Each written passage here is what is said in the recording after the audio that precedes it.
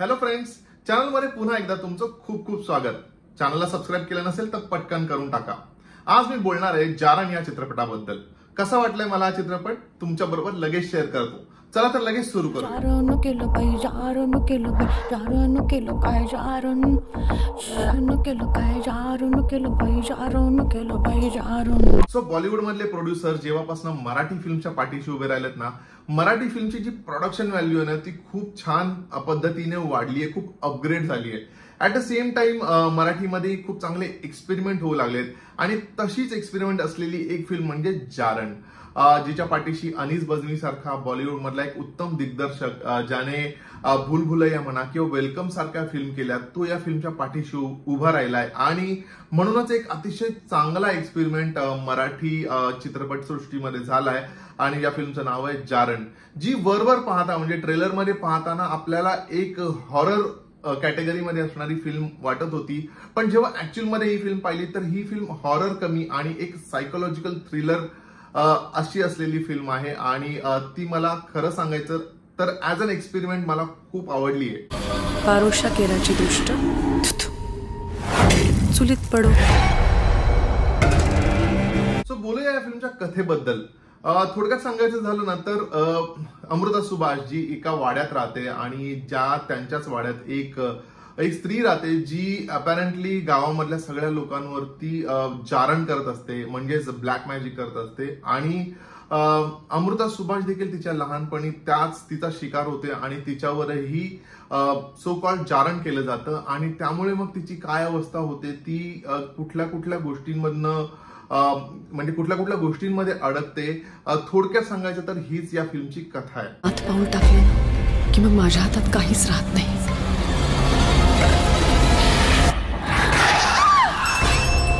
आता बोलूया या फिल्म मधल्या कलाकारांबद्दल. सो या अनेक कलाकार आपल्याला या फिल्म मध्ये दिसतात, जसं की राजन भिसे, किशोर कदम, विक्रम गायकवाड, ज्योती मालशे आणि बाल कलाकारांमध्ये आपल्याला दिसतात दुर्वा देवधर आणि अवनी जोशी. सो कशी केली आहेत सगळ्या कलाकारांनी कामं? वेल, बाकी सगळ्या कलाकारांना बाजूला ठेवूया कारण ते सगळे सपोर्टिंग रोल मध्ये आहेत. ह्या अख्ख्या फिल्मला ह्या दोन अभिनेत्रींनी स्वतःच्या खांद्यावर उचलून अतिशय वेगळ्या उंचीवर नेऊन ठेवलंय. येस, मी बोलतोय अमृता सुभाष आणि अनिता दाते बद्दल. सो एक एक करून दोघींबद्दल बोलतो. जसं मी म्हटलं की अमृता सुभाष हिला लहानपणी जसं ती म्हणते की तिच्यावर जारण झालंय, ब्लॅक मॅजिक झालंय आणि त्यामुळे ती एका वेगळ्या गुंत्यात अडकलेली आहे. कुठेतरी म्हणजे सायकोलॉजिकल गोष्टी तिच्या बरोबर घडतायत आणि त्याला एक कारणही आहे.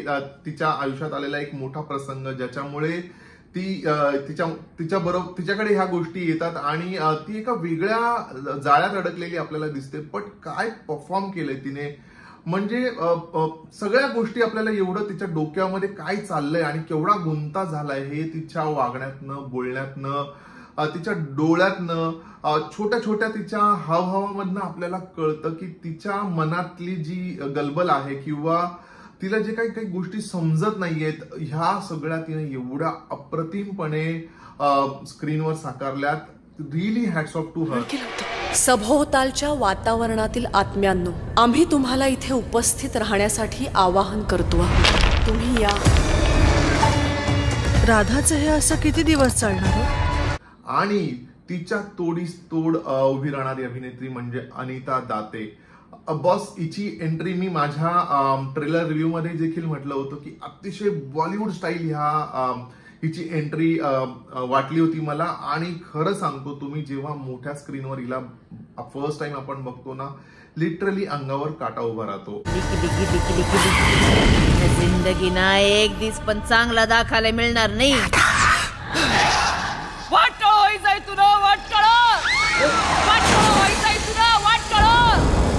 आणि काही काही सीन्स मध्ये ज्या प्रकारे तिने एक्सप्रेशन्स दिलेत किंवा ज्या आवाजात ती बोलली आहे, तुम्हाला भीती वाटल्याशिवाय राहणार नाही.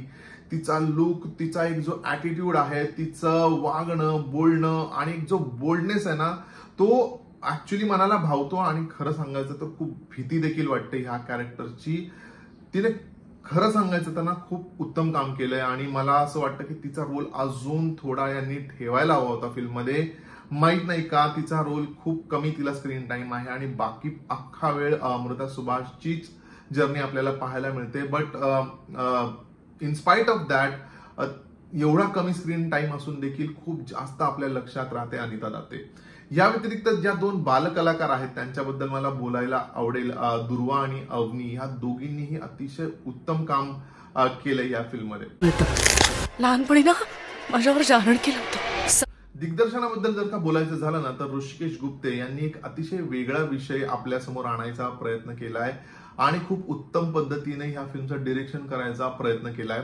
काही सीन्स हे आपल्याला अतिशय दचकवणारे, भीती वाटणारे असे असतात आणि ब्लॅक मॅजिक, जारण इथपासून सुरू झालेली ही स्टोरी कधी सायकोलॉजिकल थ्रिलर मध्ये बदलते आणि त्याच्यामध्ये जे काही चॅलेंजेस त्या कॅरेक्टरला फेस करावे लागतात आणि त्यातनं जो ड्रामा क्रिएट होतो तो खूप उत्तम पद्धतीने ह्या दिग्दर्शकाने आपल्याला दाखवला या फिल्ममध्ये.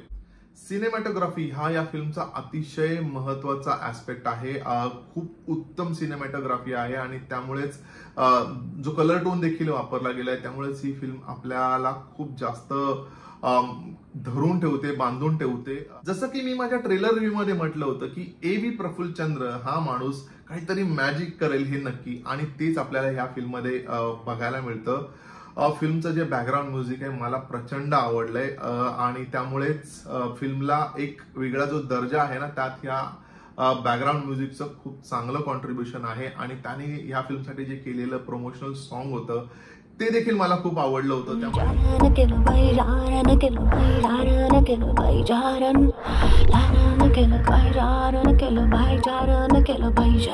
त्यामुळे ओव्हरऑल मला वाटतं फिल्मचं एक महत्वाचं अंग म्हणजे या फिल्मचं बॅकग्राऊंड म्युझिक देखील आहे.